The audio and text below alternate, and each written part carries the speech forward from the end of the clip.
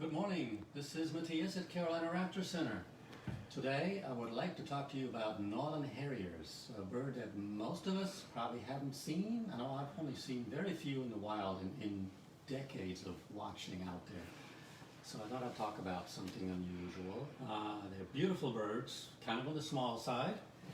Let's dive right in. So there's a beautiful female right here. Harriers are actually found worldwide, and they all look very similar, but we'll talk about the Northern Harrier in the US and Canada. So you can see from this map that they actually breed pretty far north, Alaska, Canada, the northern US. And the blue indicates the area where they are typically not breeding, so they only occur here in the winter months. There's a little tiny sliver we'll show in the next slide.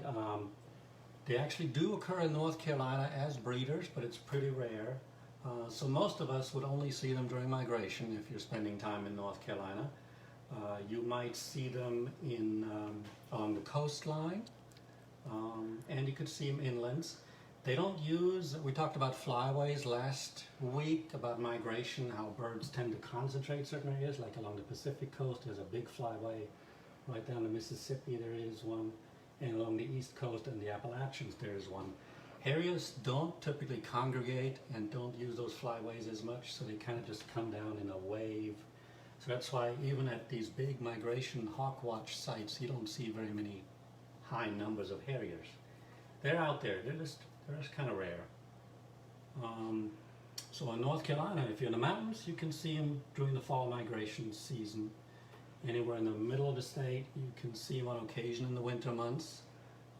And then out here, on the Outer Banks, literally in the outermost counties, the easternmost counties of North Carolina, you could see them actually breeding. So you might see in the middle of the summer, or you might see offspring even, if you're lucky. Here's an indication of how rare they are. We've admitted over 23,000 injured hawks and owls in our history. Only 31 of them were harriers, and that includes a couple that were shipped in as non-releasable already from other centers to be display birds in some cases. So that tells you how few of them are there are compared to the average hawk and owl, so to speak. So they're pretty unusual in many different ways compared to lots of raptors. For instance, they are sexually dimorphic. That means the males and the females are different in coloration, also different in size and weight. So as is true for most raptors, the males tend to be the smaller of the two sexes. So if you see two birds side by side, you could guess which one is which based on their size. When we get them in a rehab situation, you can tell by the weight as well, because we will actually have them in our hands. And females can be significantly heavier, a little over a pound, which didn't sound like much, but that's big for a harrier. Notice it has a beautiful facial disc. We'll talk about that more in a minute. It makes them look a little bit like an owl. The eye color also changes with age, and that helps you identify the sexes as well. I'll see some close-ups here in a minute. So here is a female. Notice the color is now kind of a pale yellow. The body actually stays the same. So juveniles and females are very similar in overall coloration, but the eye changes. If you happen to get a close enough look, juvenile would have a brownish gray eye, and the adult female would have this pale yellow eye. The male changes significantly. They have a beautiful lemon yellow eye, they call it, as an adult, and the plumage changes to gray overall rather than brown. They're called gray ghosts. We'll see some images in a minute. So they have the facial disc. They're very slender, very lightweight, long wings, long tails, beautiful birds. Another noticing important feature is if you see them in flight, is both males and females have a white rump patch. So as they're flying around, coasting over some fields, you might see that flash of white, very noticeable. And here you see the difference between a male or juvenile and a male and here a female or juvenile tail. So again, a big difference. Dimorphism, it's called. Something else to pay attention to, if you see them gliding, some birds have a very noticeable pattern to their glide or their wing position. Turkey vultures are known for a strong dihedral, meaning the wings are held at a V shape rather than flat across. Harriers have that same dihedral. That helps them apparently stay more stable in the air.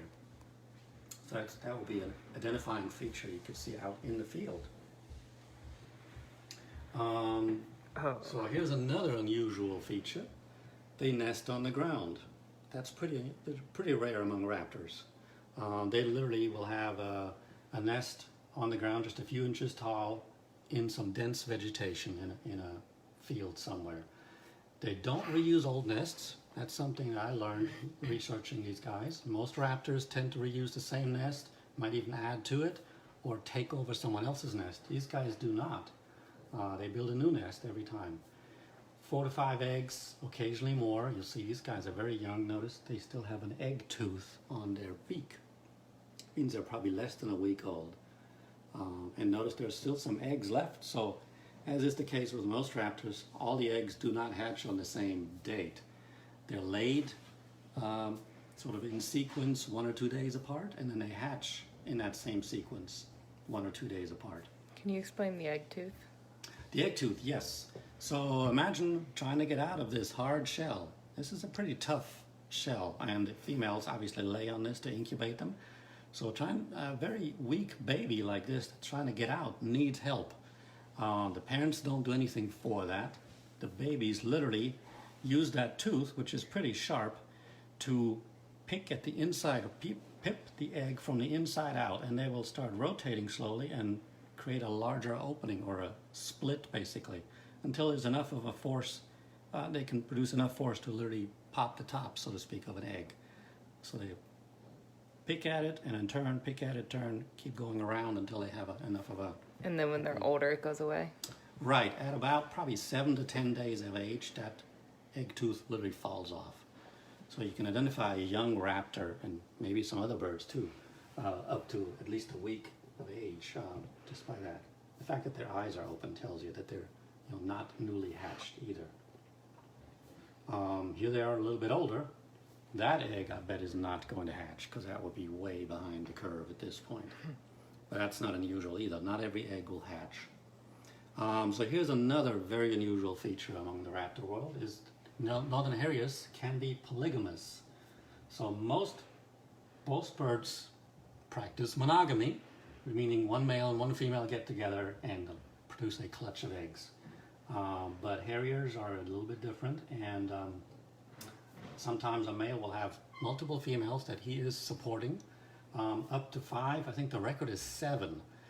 And that's pretty amazing, because while they're all nesting, this one male has to feed himself, all the females, and all the young for at least the first 2 to 3 weeks, because the female will stay on each egg, on each nest, for that entire time. She doesn't get off.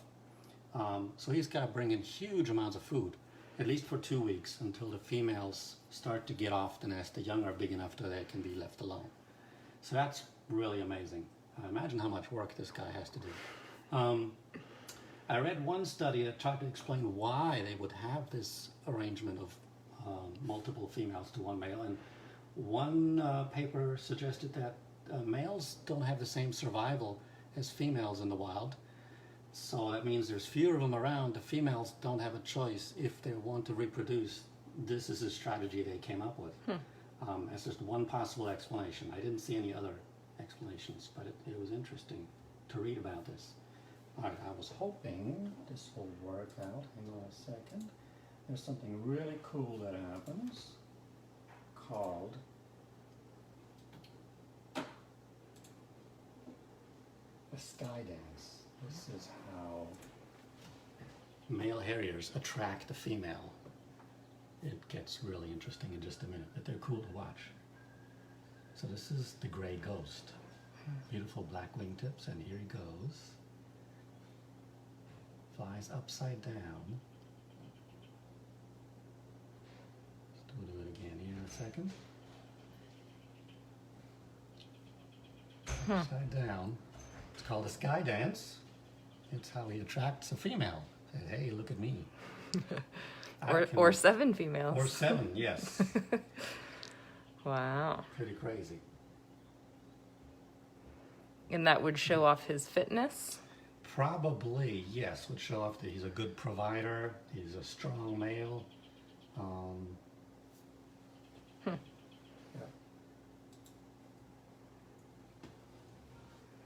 All right, let's go back to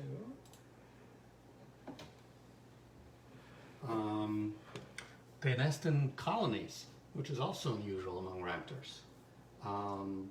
They would be somewhat loose, not a huge cluster together, but they'll be all those nests together. And that makes sense if you think about the polygamy aspect of it. And males and females build together on each new nest, which is also unusual. In most cases, in raptors, I think the males tend to build the nest and then try to attract a female to that nest. So this is unusual. Again, they just keep surprising us. Habitat. So if you ever heard of a bird called a Marsh Hawk, that tells you what you need. That's really all you need to know, is they love tall grasses, weeds, swamps, and they will hunt mostly rodents and birds in there. And of course they hunt by sound as much as by sight, because if you think about those tall grasses, you can't see those mice or birds close to the ground. So you hear them.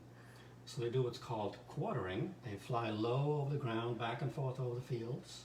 They can hover like a hummingbird, hover in midair. And they're listening, of course, and then once they figure this out, where is my prey item, then they dive into those weeds and grasses. While they're nesting, the male never comes to the nest. The male transfers food to the female in the air, so she takes it back to the nest. And the adults will teach the young with the same technique once the young are starting to fly. Rather than adults just dropping things off at the nest site, which is what happens in most raptors. A lot of it happens in the air, which is pretty amazing. I'm sure there are some videos of that out there somewhere. So let's talk about that facial disc in a little more detail. This goes same for owls. I think we've talked about owl hearing at some point in the recent past. Facial disc is one part of it. So there is this rim of stiff feathers. These are modified feathers that help direct sound to the ear. And the ear opening would be somewhere right back here. Doesn't have to be huge.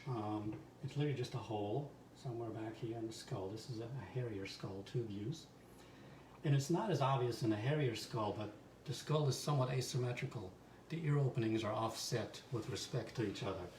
One is higher than the other, and one's further back or to the front compared to the other one. And that's really important. So you and I, when we hear a sound coming from our right, we can tell easily it's from our right or from our left. But if you're trying to hone in on a piece of food item that's exactly in front of you, you have to be very accurate on where you point your face, meaning that's where you point your feet as well. So these guys have the ability to distinguish sounds that arrive at the ears literally milliseconds apart. The way this happens is the sound will arrive at one ear first and then at the other ear, and that tells the brain, I need to turn my head so that they match exactly where they need to go. Same thing with locating sounds up and down. If prey item is squeaking down below or above, I need to be able to orient my head and then in my body, meaning my feet. The feet are going to be catching that prey item exactly in the right orientation. So the facial disc helps funnel the sound in. The brain determines where exactly that sound is coming from in all directions. And then the bird reacts accordingly and strikes, hopefully, with its feet. It's pretty amazing. Some birds can hunt by sound alone. Barn owls, for instance, they've been shown, and research has been done in complete darkness in an enclosed room. And it can find that prey with their feet because it can hear so well, they can hone in on that squeak. So, excellent hearing. Which is odd in a diurnal or daytime species. It is, right, because you think, it's daytime, you can see everything you need to see. Why bother? But of course it makes sense with the habitat they use. You can't see your prey, you hear it. And this is my last slide, just to emphasize the difference in the sizes. So literally female could be twice as heavy as a male, and this is still only about 1.33 pounds, so it's not like they're huge birds. They look big because they have a 3.5–4 foot wingspan. Just like many raptors, their survival, it's a tough world out there. Many young raptors don't survive their first year. Only the best, the strongest survive to carry on the genes. So average lifespan is only 16 months. But surprisingly, the oldest bird, based on banding records, is over 15 years old. That would be ancient for a harrier in the wild, that is. In captivity, just like with every other species, if they're well cared for, they can all live well past their average, but even that would be a large number in captivity. And that's it for my harrier story for the day. So they're not a hawk, they're not a falcon, they're not an owl. Correct. They're in their own little group. I couldn't tell you what exactly the classification is called. I mean, obviously related to diurnal raptors. Right. But yeah, its own little group. And there's Northern Harriers, and is there... that's the only one in North America. There are other species in Europe, found worldwide. They all look very similar. There's one that actually is very similar. It used to be called the same species. It was just recently split apart. So in Europe and Asia, you have a harrier that looks almost identical. Kathy, we don't have harriers at the Raptor Center. We did, unfortunately, they passed away. So hopefully we'll be able to get more because they are really cool species. But as Matthias just showed, they are elusive and hard to get. So they're on our list. We definitely want to get them because they're pretty cool. They're also a bit on the high-strung side. Yeah. They're nervous birds. Kind of like osprey. Not easy to keep well in captivity. So they need special requirements to keep them well. Mary wants to know, what do you attribute the short lifespan to? Well, juveniles, leave the nest fairly early. That's true for most raptors. They're independent by summer, and the parents literally will kick them out, basically. They have to find their own food, their own territory, their own habitat. It's just, life is tough as a young raptor. You get some basic skills while the parents are still supporting you, but then you become independent very soon, and then fall and winter comes around when food is scarce, you need more calories, and you're on your own.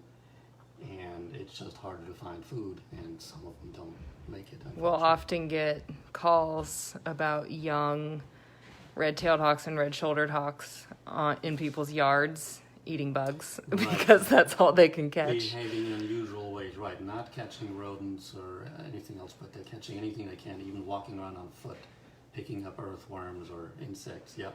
They'll catch whatever they can until they get better at catching the big stuff. It's a lot of practice. Yeah. It's hard work. Imagine catching something either in midair or on the ground that you can't even see. Kathy made a cool observation talking about how they hover. And she said, I guess that's why they named the Harrier jet after these birds. Exactly. Because they hover. Yes. Yeah. That's a cool observation. All right. Well, thank you, Matthias. Thank you for teaching everyone. I learned lots of stuff. By the way, a lot of these images came from Flickr.